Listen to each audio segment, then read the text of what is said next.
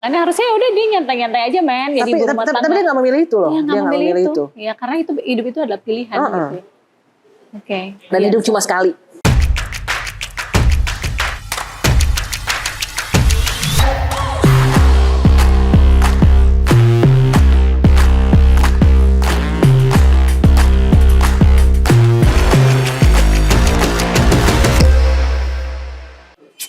Hai, assalamualaikum. Waalaikumsalam warahmatullahi wabarakatuh. Ya, berjumpa lagi dengan saya, En Wirono, founder of Income Realty. Hari ini kita bersama lagi dalam acara Income Talk, lebih spesial di bulan Ramadan. Jadi kita memberikan nama Income Ramadan. And with special guest tentunya sahabat saya, Hajah Angel Eva Christine. Tidak perlu bersusah-susah ya, you just can Google who is she gitu ya. Jadi nanti akan ketemu siapa Angel Eva Christine ini. Tapi secara lebih detail, kalau dari Google sama dari orangnya tentu akan beda ya. Jadi hari ini personally mau nanya-nanya sih sama Bu Hajah nih, gimana ceritanya ya, orang Medan terus akhirnya nyampe ke Palembang. Dari saya dengar kan dulu seorang penyiar radio for more than 10 years. 15 years. Terus jadi seorang manajer artis, publicist, and then jadi seorang entrepreneur today. Itu gimana perjalanannya? Panjang kayaknya, satu hari ini siap-siap ya. Jadi mulai dari yang cerita dulu banget ya.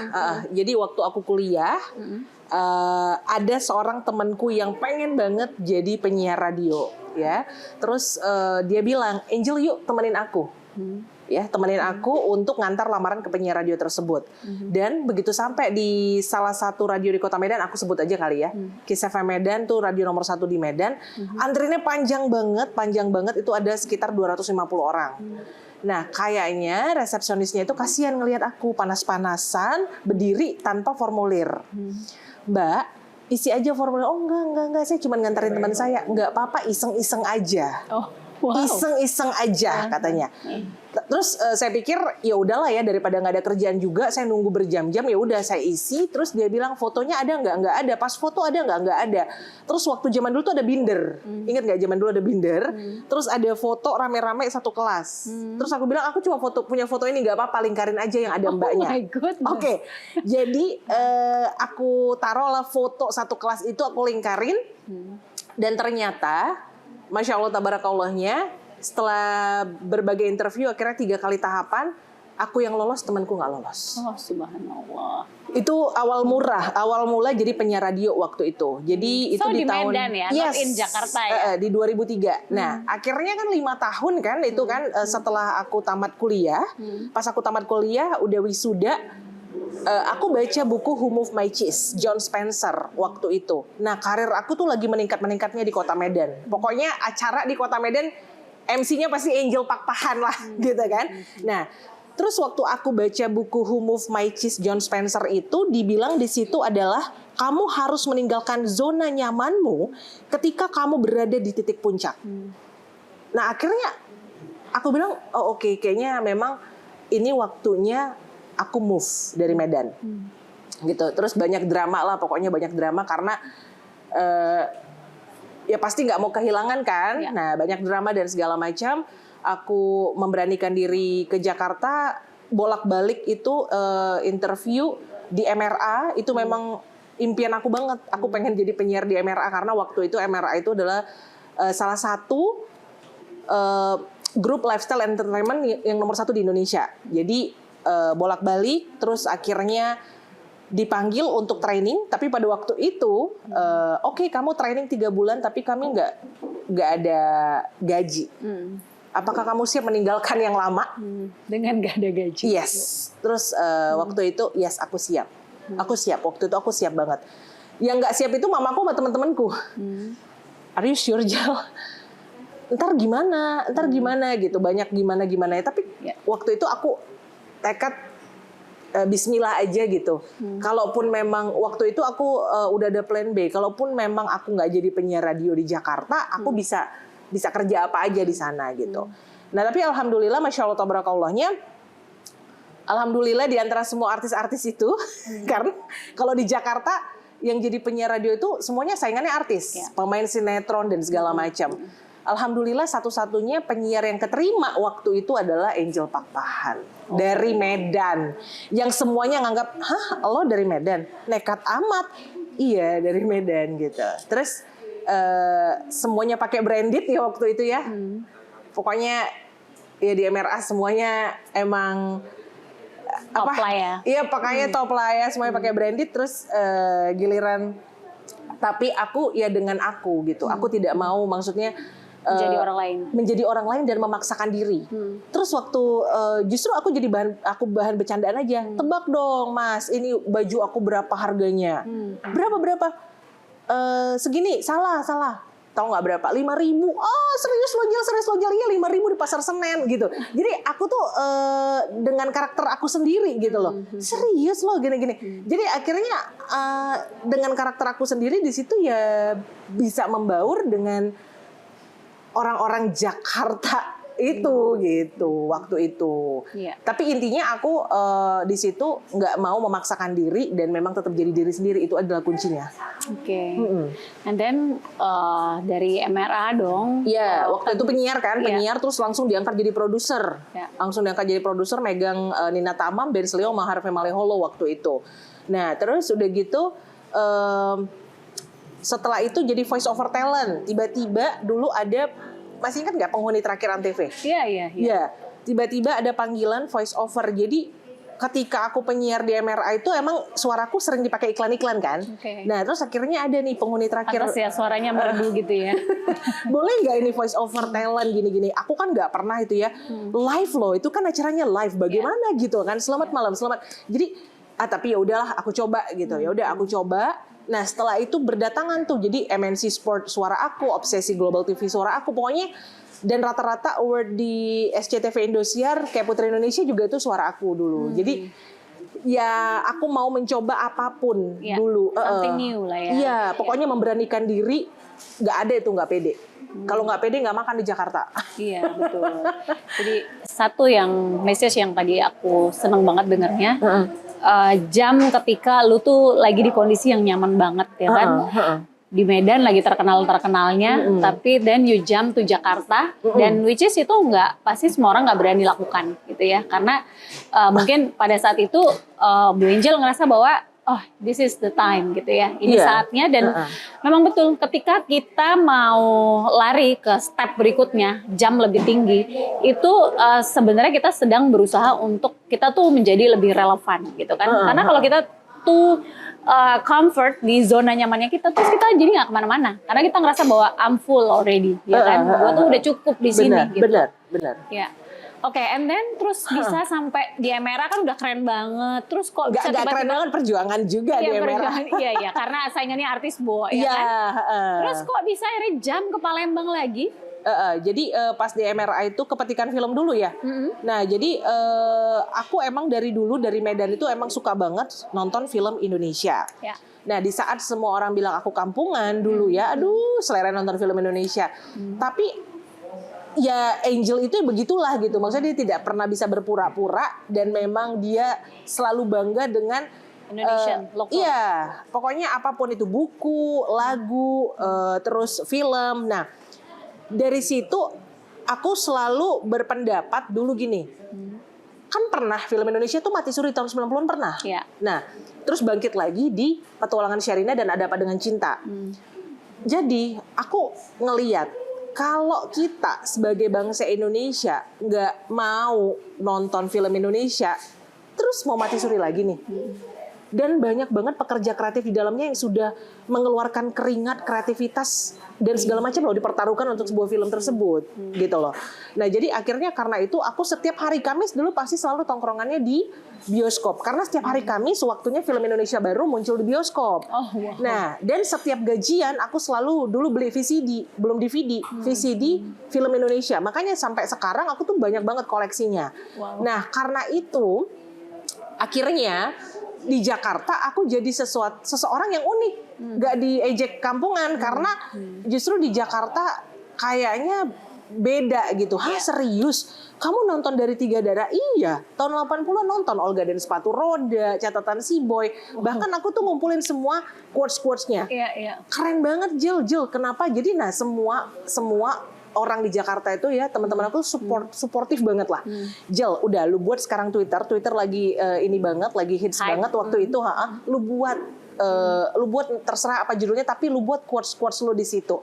Oke. Terus akhirnya, alhamdulillah, Luna Maya follow, Nicholas Saputra follow, pokoknya semua sinias-sinias tuh follow.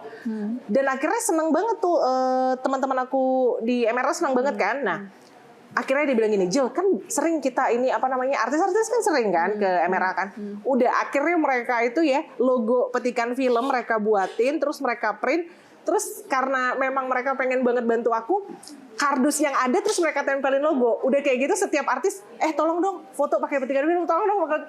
Jadi aku tuh nggak pernah ngelupain sih. Maksudnya teman-teman aku tuh, Masya Allah, Tabarakallah, itu benar-benar justru mereka yang mengangkat aku gitu loh. Mereka yang mengangkat aku. Mereka membuat justru kelemahan aku yang sering diajak kampungan tuh jadi sesuatu yang powerful ya. Iya, sesuatu yang powerful. Terus akhirnya setelah ada petikan film, produser film tuh akhirnya aware sama siapa sih orang di balik petikan film gitu. Terus sampai jadi itu maksudnya petikan film tuh nge-produseri sebuah film gitu, buat film gitu. Enggak. Jadi awalnya cuman quotes. Oke. Quotes doang, kayak misalnya ya, kayak quotes dari Catatan Si Boy nih.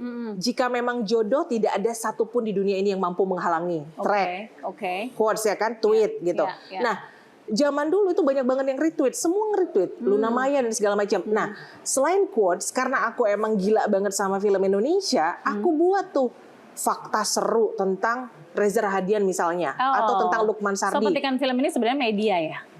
It's a media. Mungkin ya, tapi aku nggak tahu dulu, aku nggak. Tapi platformnya di Twitter. Di Twitter, jadi dulu pokoknya seputar film Indonesia, terus juga salut tuh Reza Rahadian dan segala macam. Jadi pokoknya booming banget itu salut tuh dulu. Jadi aku salut tuh Reza Rahadian. Jadi aku ngumpulin film Reza Rahadian dari film hantu dulu, dari yang pertama sampai yang terakhir. Dan orang-orang kaget. Nah, jadi pas ketemu sama Rezanya nih, loh kamu. Jadi sering banget gitu. Kamu di balik petikan film, ya ampun, gara-gara kamu ya saya ditelepon sama Hanung, telepon sama ini, semuanya suruh buat saya Twitter. Dia bilang kayak gitu. Ya pokoknya kayak gitu. Jadi emes lah. Kayak Radit juga, oh kamu di balik petikan film. Jadi banyak orang yang nggak tahu. Akhirnya ketika mereka mampir di MRA, di radio kita, jadi tahu gitu. Jadi akhirnya dari situ kenal produser. Nah pas produser tahu, kamu orangnya kreatif ya udah pegang film saya gitu. Pegang film dia waktu itu. Jadi publicist atau jadi bagian pekerja kreatif untuk promotion. Nah akhirnya jadilah dari mulut ke mulut, akhirnya megang film sampai ada satu film yang aku diangkat jadi associate producer karena banyak memberikan sebuah iklan kepada film tersebut ke mereka. Laku lah ya, gitu dijual ya. Iya. Jadi Angel patut nih dapat reward dari kita selain publicist. Angel di credit title dibuat jadi associate producer waktu itu. Gitu. Keren. Jadi MRA and then jadi publicist, terus kemudian jam ke Palembang tuh atas story apa? Kalau ke Palembang itu karena menikah ya. Karena dijodohkan. Karena dijodohkan sih. Oke. Nah dijodohkan ini kan aku sempat dengar tuh ada something yang lucu juga, tapi kamu tuh nggak ketemu langsung sama your now husband ini kan, malah ketemu sama bokapnya, father-in-law, mertua. Jadi waktu gue meet sama your father-in-law itu beliau yang cerita gitu, malah aku yang ketemu Angel duluan gitu. How come? Gitu. Jadi gimana ceritanya? Nah setelah, jadi ibaratnya nih ya, singkat cerita. Si Angel Pakpahan dari Medan ini yang mendamba-dambakan kesuksesan, punya duit, yang rushing, ya. Akhirnya setelah publicist film, terus manajer artis, nah itu artis yang minta gitu ya jadi manajer, terus akhirnya benar-benar megang beberapa artis, ya akhirnya megang duit nih, gitu, megang duit. Akhirnya yang dulu cuman ngomong, yuk kita pokoknya aku pengen nanti makan siang di Singapura, udah gitu pulang lagi. Nah itu kejadian. Nah ternyata sudah sampai di tahap itu, I'm not happy. gitu, biasa aja ternyata gitu, maksudnya kosong, terus ya kayak mencari lagi, apalagi nih, apalagi Kayak something missing lah ya gitu. iya. Nah akhirnya bertanya nih sama diri sendiri, sebenarnya apa sih tujuan hidup ini, gitu kan? Sebenarnya apa tujuan hidup ini? Terus untuk apa sih kita hidup? Terus kenapa ya Tuhan yang menciptakan aku tuh yang mana ya, gitu loh. Jadi bertanyalah soal religi dan singkat cerita, setelah belajar berbagai agama, memutuskan untuk convert ke Muslim waktu itu. Wow. Di tahun 2018. It's a big decision. Ya, di tahun 2018. Dan seorang Angel Pakpahan yang religius banget dari kecil gitu, semua orang pada kaget gitu. Ke gereja terus. Sangat Hardcore ya. Your mom also, right? sangat ya. Oh. Justru adik-adikku pernah bilang, maksudnya kakak dulu larang kami kerja. Kan adik-adikku juga dulu wartawan kan, kerja di hari Minggu. Kakak bilang itu harinya Tuhan kan. Tapi kenapa kakak yang seperti ini? Adik-adikku kecewa, sangat kecewa karena aku dulu keras mendidik mereka untuk takut akan Tuhan gitu. Nah, ya tapi akhirnya kami bersatu kembali ya setelah 1 tahun pergumulan, setelah 1 tahun semua orang menjauhi aku gitu. Tapi akhirnya ya kami bersatu kembali, menghargai pendapat masing-masing, menghargai kepercayaan masing-masing. Dan setelah itu di tahun 2018 itu memang Masya Allah Tabarakallah banyak banget keajaiban dalam hidup aku. Di 2018 aku Ramadan dan Lebaran pertama langsung ke Mekah dan itu free. Terus tiba-tiba ada buku aku keluar gitu loh. Dan itu bukan karena kuasaku tapi karena kuasa Allah. Dan buku itu juga tiba-tiba kemana aja. Aku juga nggak membayangkan gitu buku itu sampai ke Singapura, ke Jepang, ke Australia, dan sampailah buku itu mungkin di Palembang. Ya. Oh, oke. Iya, sampailah buku itu di Palembang di tangan mertua aku. Dia baca, dia googling siapa aku, terus akhirnya ternyata ada juga tamu yang datang ke rumah mertuaku, teman kajian aku, ya. Jadi semua kayaknya mendukung, semesta itu mendukung gitu loh. Dan akhirnya dia minta waktu untuk ketemu, aku ngerasa aneh gitu loh. Ngapain nih orang Palembang pengen waktu ketemu? Aku bilang memang aku kan waktu itu sibuk, tapi ya udah oke, aku ada waktu jam segini sampai jam segini. Nah, dia datang, terus aku ngerasa ketika dia bilang, saya sudah baca buku kamu, saya sudah tahu informasi semuanya tentang kamu, makanya saya ke Jakarta. Itu yang saya ngerasa, berarti benar-benar dia udah nyari tahu kan, berarti niat gitu loh, niat. Nah akhirnya lagi-lagi ya pasangan hidup, apalagi waktu itu saya tidak muda lagi, 35 tahun. Untuk mencari pasangan hidup tuh kayaknya ya harus yang sepadan lah ya, usia kah atau apapun lah mungkin. Iya. Dan aku tuh orangnya kan picky banget. Jadi semuanya aku tanyain gitu. Dan ternyata semua itu ada di suamiku yang sekarang. Sebenarnya benar-benar ada di suamiku yang sekarang gitu. Terus ya udah ketemu suamiku tuh besoknya, keesokan harinya. Jadi malah ketemu papa dulu ya? Papa dulu. Malah kayaknya kok dia yang kayak lebih menggebu-gebu dibanding anaknya kalau dulu mah. Iya, tapi pernah nggak sih kepikiran waktu itu doa gitu ya, Tuhan kirimkan aku jodoh ya Tuhan yang seperti ini, bla bla bla bla bla bla gitu. Once udah masuk ke Islam waktu itu, pernah nggak sih berdoa terus kayaknya akhirnya sosoknya tuh sama persis kayak Mas Ateh gitu?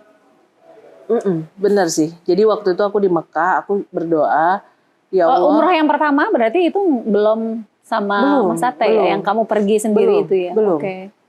Belum ketemu dia, setahun kemudian ketemu dia. Aku cuman berdoa, ya Allah aku pengen jodoh yang bisa menjadi sahabat aku di dunia dan akhirat.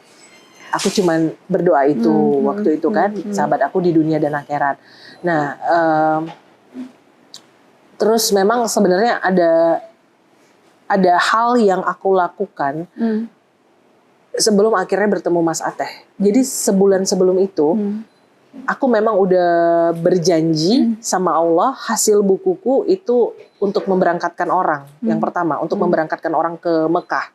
Karena aku excited banget ke Mekah dan aku pengen orang juga merasakan se-excited yang aku rasakan. Jadi buku itu menghasilkan 3 orang yang bisa berangkat ke Mekah pada waktu itu. Wah, Dan aku inget banget sebulan sebelum aku ketemu Mas Ate, aku memberangkatkan mereka bertiga gitu ke sana. Dan ya aku nggak tahu kan apa yang didoain orang. Aku nggak tahu. Jadi menurut saya apa yang terjadi sama saya sekarang ada andil doa-doa orang lain sebenarnya yang terjadi sama saya gitu. Iya. Apa yang tadi kan kok kayaknya sukses udah di tangan, semuanya udah di tangan, lu mau apa juga ada, waktu itu masih single. Apa yang ngerasa kosong? Ada something yang miss gitu, mungkin you can describe it. Gimana ya, kayak kita udah ke satu perlombaan ya, perlombaan dan kita udah menggapai itu kayaknya apalagi ya gitu ya, sampai nggak tahu lagi apa yang mau digapai gitu, sampai akhirnya bertanya sama diri sendiri, sebenarnya apa tujuan hidup lo gitu, apa Jill tujuan hidup lo tuh apa sih sebenarnya? Iya ya, soalnya udah kayak ibaratnya pokoknya kalau jenuh dulu setiap minggu kemana, karena nggak pernah ada sebenarnya di Jakarta sendiri tuh jarang kan nganter artis kemana, terus setiap bulan pasti ke luar negeri, terus setiap bulan pasti juga sama tim aku ke Bali dulu. Jadi pokoknya intinya apa yang aku pengen tuh Tercapailah semuanya. dengan gampang dulu gitu. Jadi ngerasa apalagi ya gitu udah. And you feel like apa ya, jiwanya kok ada yang kurang gitu ya, ada yang kurang. And why you decide to choose Islam akhirnya? Karena kan pasti tadi belajar kan ada banyak. Jadi what you got gitu? Islam yang terakhir justru aku mau pelajarin karena memang dari dulu justru aku ngerasa kok gini ya, maksudnya banyak banget kan dulu doktrin-doktrin yang aduh gimana ya kok Islam begini apa segala macam gitu. Nah justru aku pertama kali belajar di Bali, belajar agama di Bali lah intinya, belajar agama di Bali gitu. Sekitar sebulan aku di sana,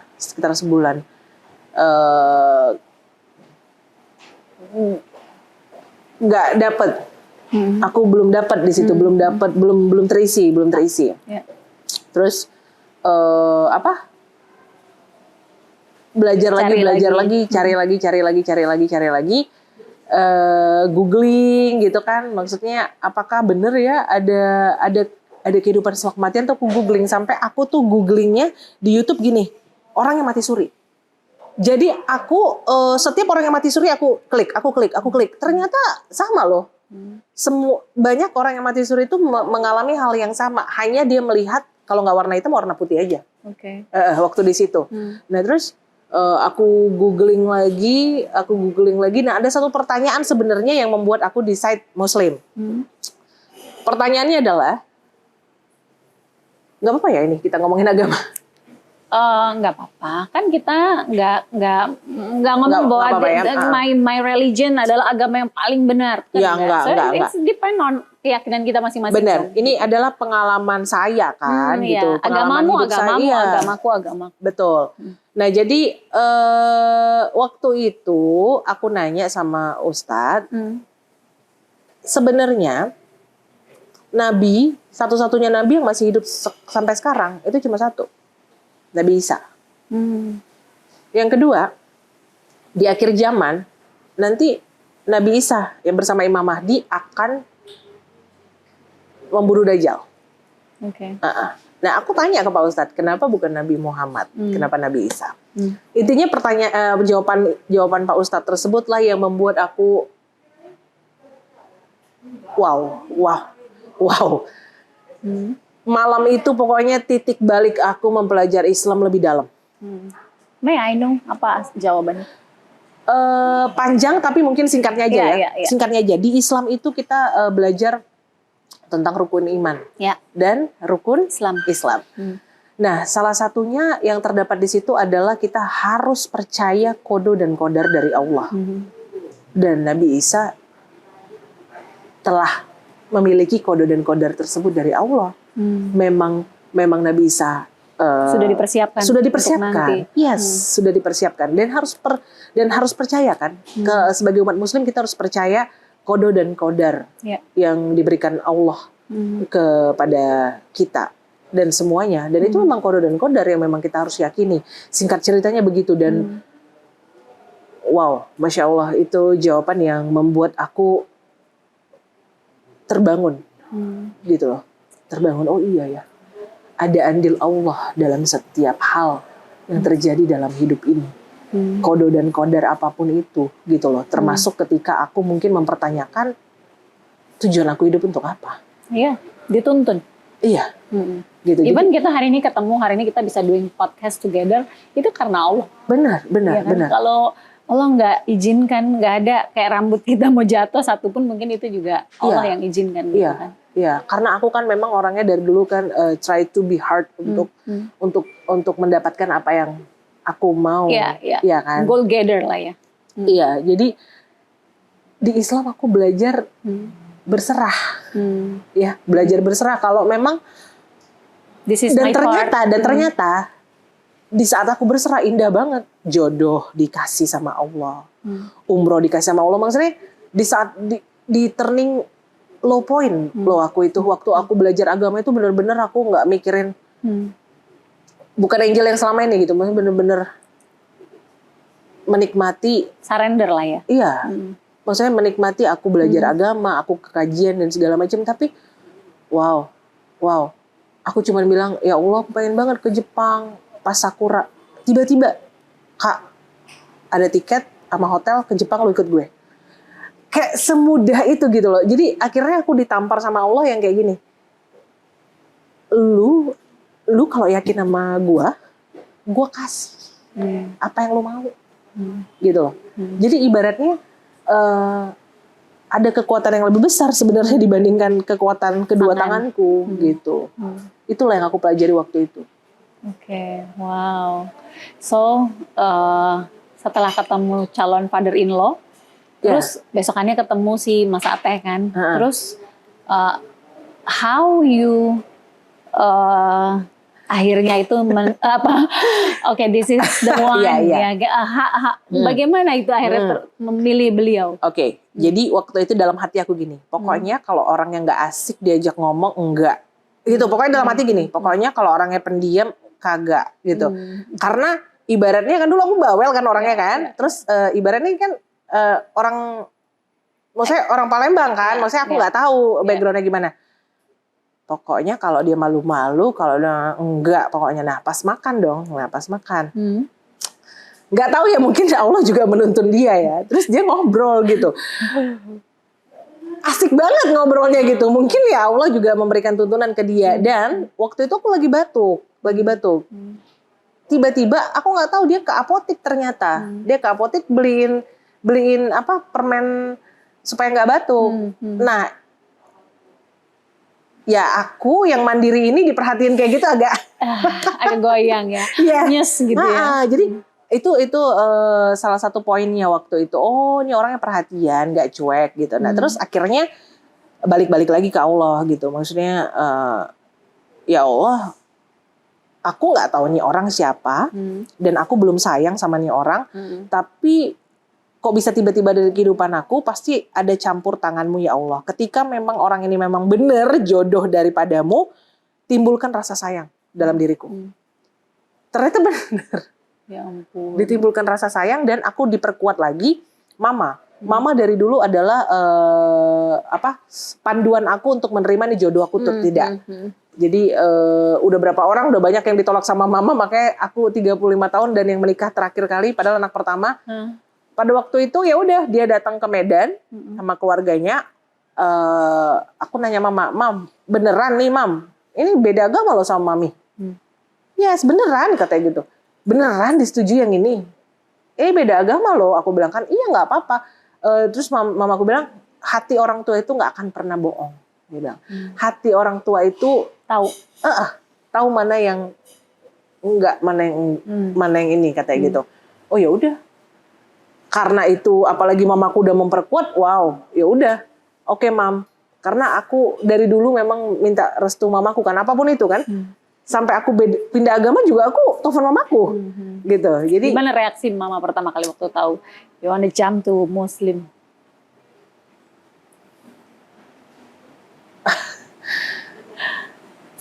kamu ini kayak sekarang ya berkat doa mama lah apa segala macam kan. Iya mam, iya. Ya kamu tahu kan dari dulu kita ditolong semua sama Tuhan. Iya mam. Terus ya pokoknya kata kuncinya adalah waktu itu ini berkat doa mama ke Tuhan Yesus gitu, ke Tuhan Yesus ya kan. Nah, yes mam, but aku belajar Tuhan Yesus ada yang ciptakan. Tuhan Yesus Allah yang menciptakan mam. Ya udah mamaku diem di situ. Ya udah mamaku diem. Ya pokoknya aku nggak bisa bohong sama mamaku. Mau apapun yang terjadi dalam hidupku, aku nggak bisa bohong sama mamaku. Jadi aku mau minta doa restu, ibaratnya yang aku pelajari ini loh mam. Sampai akhirnya aku memilih ini gitu. Gitu. Ya udah aku tetap sayang sama mama, aku tetap sayang sama keluarga, aku nggak berubah. Ya udah aku membuktikan itu dan akhirnya ya udah santai aja sampai sekarang.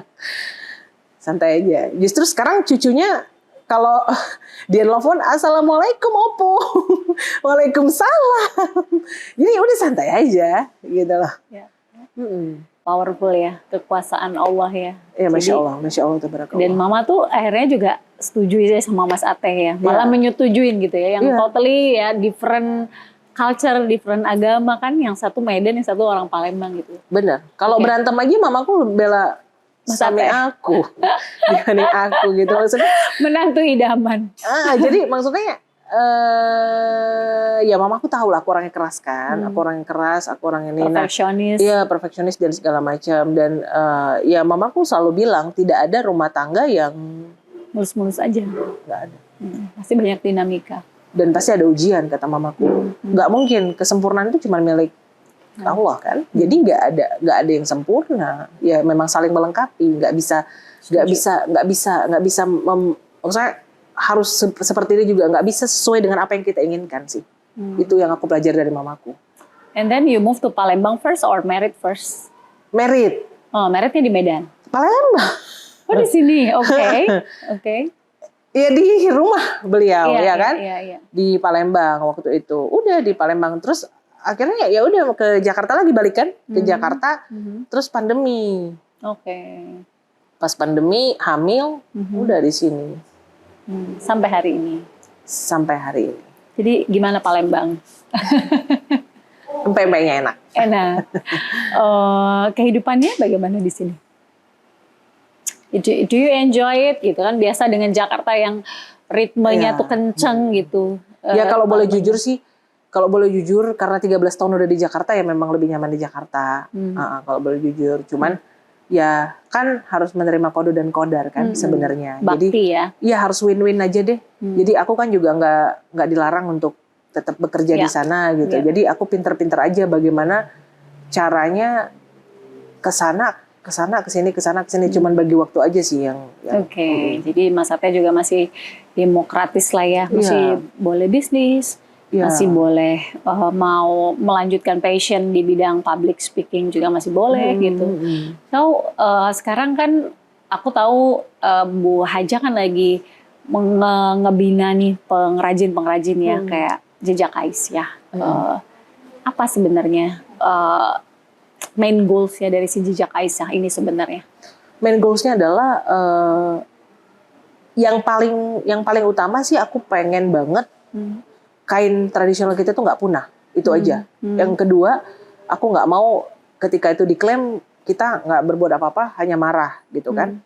Nah yang ketiga, memang kalau untuk pengrajin tuh berkat doa sih sebenarnya, karena dulu awal-awal di Palembang sempet depresi gitu, apalagi kan waktu itu pandemi, gimana ya Allah gitu, maksudnya ya ampun gimana apa, kayak aku merasa useless di sini waktu itu, jadi aku nggak tahu apa yang harus aku lakukan dan segala macam. Terus aku bilang sama Allah, ya Allah aku yakin semua takdirmu pasti baik, tunjukkanlah aku harus bagaimana agar bisa bermanfaat untuk orang yang ada di sini, bisa menjalankan apa yang aku bisa gitu. Nah terus tiba-tiba aja memang dipertemukan waktu itu dengan pengrajin jumputan. Waktu itu jumputan memang. Nah di situ tergerak, ada bisikan kayak, nah ini nih kerjaan lo yang ini nih sekarang gue kasih di sini gitu. Jadi ya udah sejak saat itu aku fokus di jumputan pada saat itu ya. Tapi memang sebagai manusia aku juga pengen nggak hanya di situ kan, nggak hanya di jemputan. Jadi nanti kedepannya memang pengrajin dari seluruh Indonesia. Jadi aku pengen orang mau cari lurik ada di jejak Aisyah, orang mau cari ulos ada di jejak Aisyah, orang mau cari batik ada di jejak Aisyah, orang mau cari kain tradisional apa aja itu ada di jejak Aisyah. I see. Jadi gitu. Dalam rangka juga merawat warisan budaya. Benar. Betul. Jadi aku sih setuju banget ya kalau perempuan itu kita terutama tuh kayak 1 bulan tuh 1 kali deh pakai kayak pakai kebaya, kayak pakai jemputan, kayak atau apapun gitu. Karena ya kalau nggak kita yang cinta siapa lagi, gitu ya. Betul. Terus sekarang masih ada di jemputan. Ulos kemarin aku ada sempat pakai, ya, cantik ulos, banget. Gitu. Lurik dan segala macam. Karena gini, dengan kita memakainya kebayang nggak sih berapa orang terbantu dari pakaian yang kita pakai?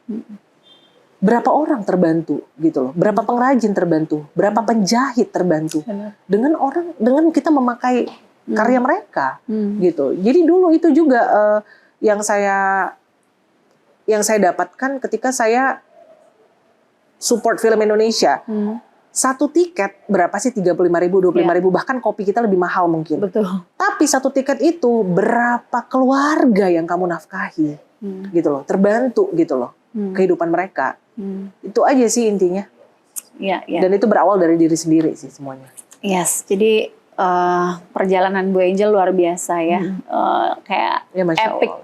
Epic, dan itu kode dan kodar tadi dari Allah Subhanahu Wa Taala. Dan semoga ke depan jejak Aisyah ini jadi lebih bermanfaat, lebih besar, Amin. lebih banyak yang terbantu. Amin. Dan mau tahu apa sih yang pengen seorang Angel Eva create ke depan, yang pengen ditinggalkan ke Amora dan yang lain seperti itu? Pengen meninggalkan sebuah legacy buku, pengen lagi yang kedua sebenarnya ya untuk Amora ya. Terus juga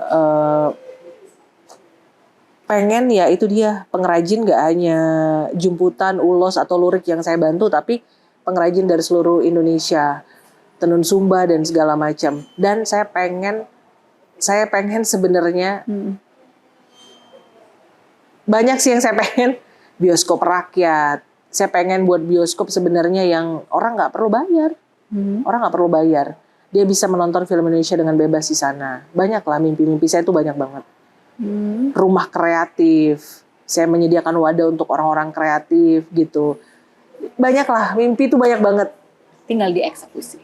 Benar, tinggal di-excuse dan mohon sama Allah kalau itu memang baik untuk saya didekatkan, kalau jauh memang ya sudah, berarti bukan. Amin. Figure pengusaha wanita mungkin yang jadi idolanya Bu Angel? Yang jadi benchmark sekarang? Kalau benchmark sih nggak ada, karena banyak sebenarnya. Kalau inspirasi saya itu sebenarnya Bunda Teresa.